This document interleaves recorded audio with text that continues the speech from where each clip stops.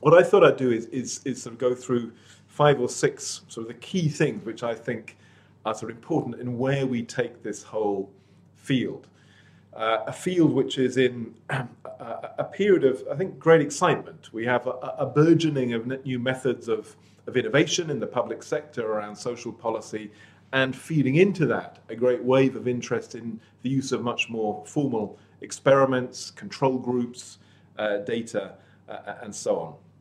And I think the real challenge is almost a psychological one of how do you get institutions, public services, governments to do 2 almost contradictory things at once. On the one hand, to be creative, to discover, to explore, to seek out new answers on jobs or education or health. And on the other hand, the mindset of skepticism.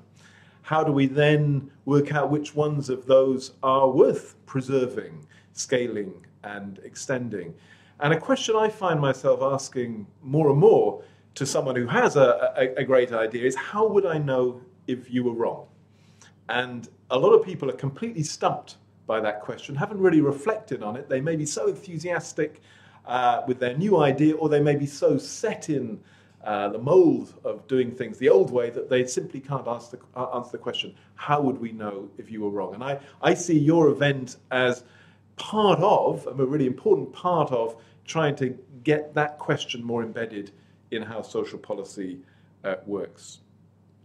The second thing I wanted to say is I think there's a great history which maybe needs recovering, a history of experiments and pilots and discovery. Just in the last few days, for example, I've come across 2 really fascinating experiments from almost a century ago.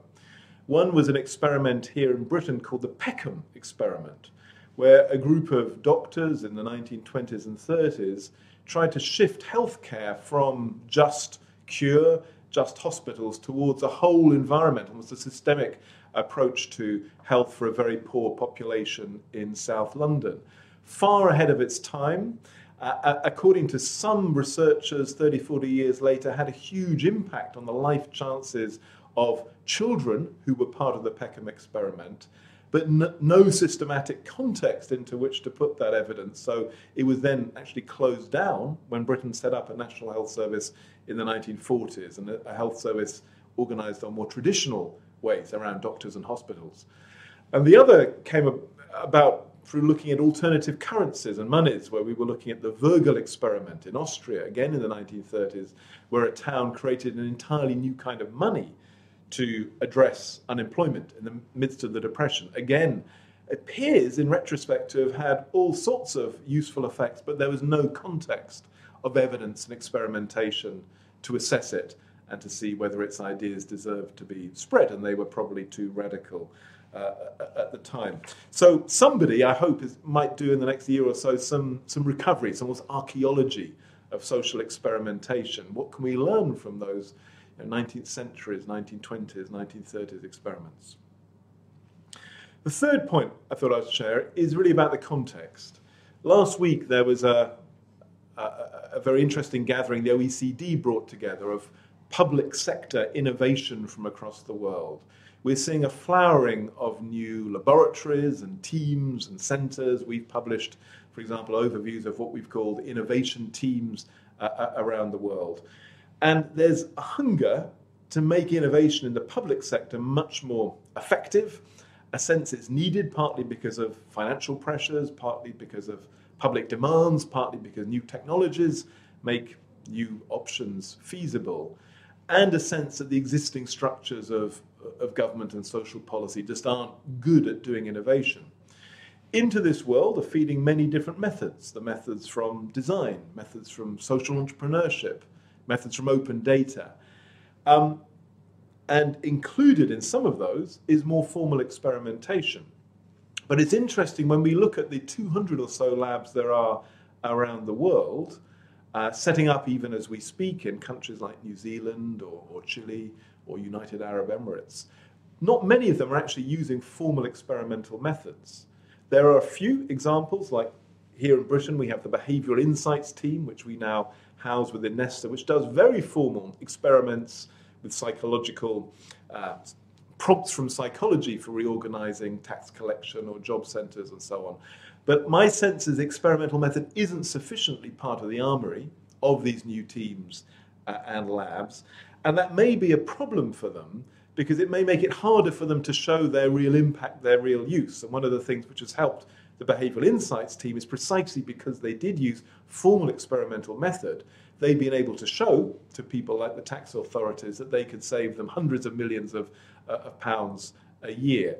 And perhaps the less rigorous methods used by some of these labs are harder to turn into a demonstration of impact. And my hunch is as well that many of the ministers they'll be talking to are aware that experimental methods are obviously normal in science, normal in medicine, but also that they're spreading so much in business. Companies like Google and Amazon using A/B testing as a matter of course for new services or new web designs. So that's one of the reasons for enthusiasm for this agenda. I thought I'd mention briefly, though, some of the concerns, perhaps the anxieties, and how they might be addressed. And I'm sure this is something which you've already discussed a fair bit today. And I'll be interested to hear what perceptions are there. I think there is undoubtedly an anxiety around language. A lot of people and a lot of countries really do not like the language of social experimentation. For them, it sums up an image of the people as guinea pigs. It sounds perhaps over-technocratic, over-paternalistic, and you are experimenting on people's lives. So a little bit of care on how we talk about this field, how we talk perhaps about tests or pilots or demonstration or even action learning may help, because, as I said, I'm absolutely convinced we do need more formal experimentation. People accept this completely in fields like medicine, that you should test a drug before you implement it at scale, but there's still a bit of a job to be done of communication and explanation in the social field. I think that relates to a second anxiety, which is about the handling of risk. The reason we're anxious about social experimentation is the sense that you shouldn't experiment on people's lives. You shouldn't take risks where people's lives, particularly the most vulnerable, are concerned. And again, that must be right. But I think risk can be managed. So to my mind, it's very different. You should have a very different approach to experimentation when you're dealing with, let's say, children's lives. And where they may not have very much choice about whether they're involved in the experiment or not. You should take great care that you're designing your interventions in the light of available knowledge about what might or might not work, not, as it were, taking big gambles with vulnerable people's lives. You should take care about reversibility, experiments which are relatively reversible or relatively quick, again, paying attention to the downside risk. And clearly, we need an approach to risk which is always focused on the cost of inaction, the cost of not doing the experiment, as well as the potential risks of the experiment itself. So there's a whole set of issues around risk which I think probably needs some more work. And then I think there's an anxiety around measurement. And often in social science, there are very high thresholds for something new to count as a success. And that's the other anxiety which policymakers often have, is that any experimentation may make it harder to introduce something new. So crucial that introducing experimentation for testing new methods goes alongside much more rigorous use of evidence in relation to incumbent existing methods. Otherwise, what appears to be an aid to innovation risks becoming a way of stopping anything new from taking root. And that's often been the case in the past, that the threshold for success for new ideas is much, much higher than the threshold for existing ways of running prisons or running social work or running education. That then takes me to the sort of fifth point, which is about what we do with methods. And I think we're in a period where we need to evolve our methods of experimentation quite rapidly and in several directions. When I worked in government here in the UK, we used to spend a lot of money on evaluations of policies, and indeed we often had a principle that new programs should have about 10% of their budget spent on evaluation. In retrospect, though, we were often tied into a rather anachronistic model of testing. a pilot would last for 2 or 3 years. There would then be 1 or 2 years for the academics to evaluate the results, and then maybe 6 years later, a result would come back to the policymakers and the politicians. Now, that is much too long a cycle for the way modern politics works, the way policy making works. So I think we need to evolve much faster ways of learning lessons, of getting results. Some of the formal experiments of organizations like Behavioral Insights team are much quicker. They're about weeks or months rather than many years.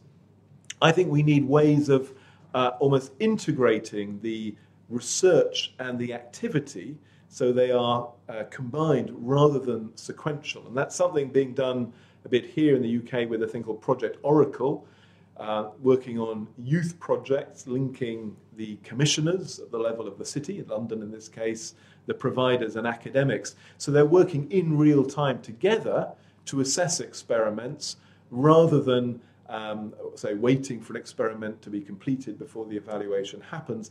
And they're also trying to break free from the very sound social science principle, which is that you should freeze your intervention so you can test it, and recognizing that sometimes, if it's very clear a model isn't working, it's more sensible to adjust it and improve it and then measure the new variants.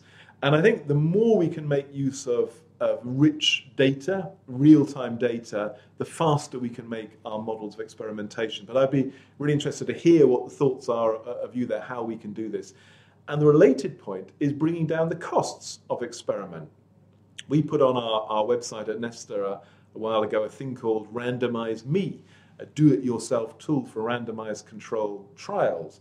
It was in some ways a bit of a gimmick to make people think that they could do their own experiments. But in fact, I see this as part of a family of innovations we need in the ways in which we do research. So it can become cheaper, quicker, more accessible to a teacher in a school or a police officer or a social worker to design their own experiments, which may not be perfect, but will almost certainly generate some very useful insights.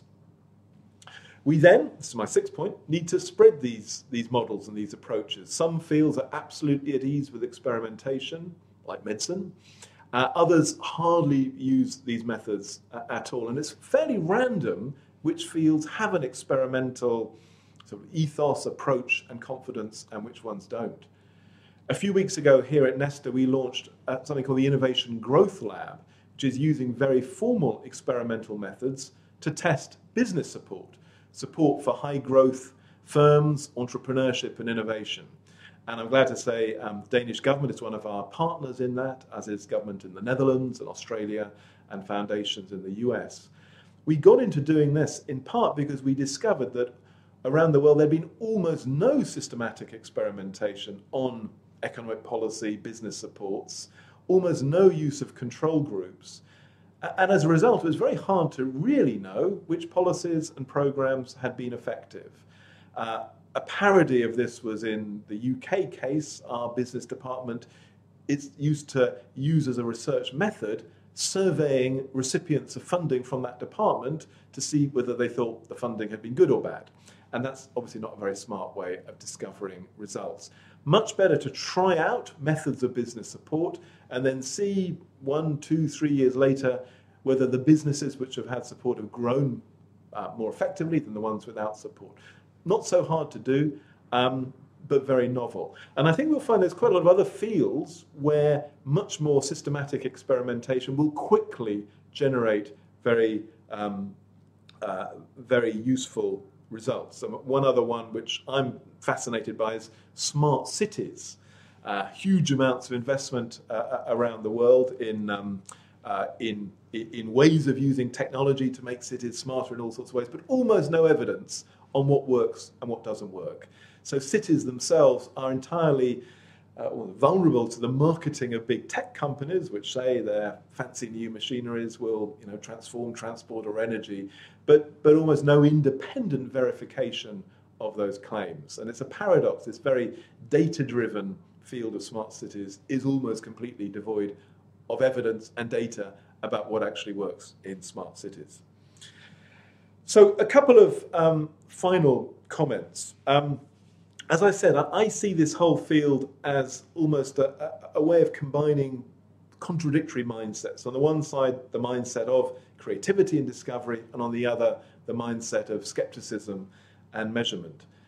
A few days ago, I came across this wonderful quote from the Italian founder of the slow food movement, who said, we sow utopias and we reap reality, or we reap a better reality. And in a way, I see perhaps this movement as being about, let's sow utopias, let's then measure which ones actually grow, and that helps us to get to reaping a better reality. So we need to tap radical creative imagination of what could be done differently in society to the mindset of measurement and discovery. For us at Nesta, and Jonathan will be talking about this, we see a need for new institutions to help this happen. We've set up here the Alliance for Useful Evidence. Our government's setting up a whole series of work centres in education, healthcare, policing, local economic growth, ageing, and so on. And they're meant to be the kind of guardians of what the evidence says. But alongside that, we need much more creative design of new solutions, new ways of doing things, new kinds of social experiment. I see, on the one hand, all sorts of barriers and difficulties. This is dangerous stuff. It is quite difficult. What you're talking about will be experienced as threatening by many professionals, many policymakers. But on the other hand, I think your event and this whole field is going with the spirit of the age, an age where people in some ways find it much more natural to do experiments on themselves, people who wear Fitbits on their arms, try out new diets, new regimes of all kinds. That's fueling this hunger for experiment. As I said, we have companies like Amazon integrating experimentation into the way they do business.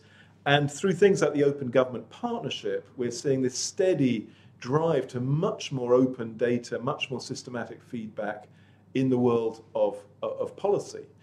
And over the long run, I'm pretty certain that will shift norms in the direction you're talking about. So it becomes obvious that if you've got a new idea, you should test it, create a good experiment, have a control group, find out what works, and above all, make it normal that anyone in any field of social policy has a good answer to the question, how would I know if you were wrong?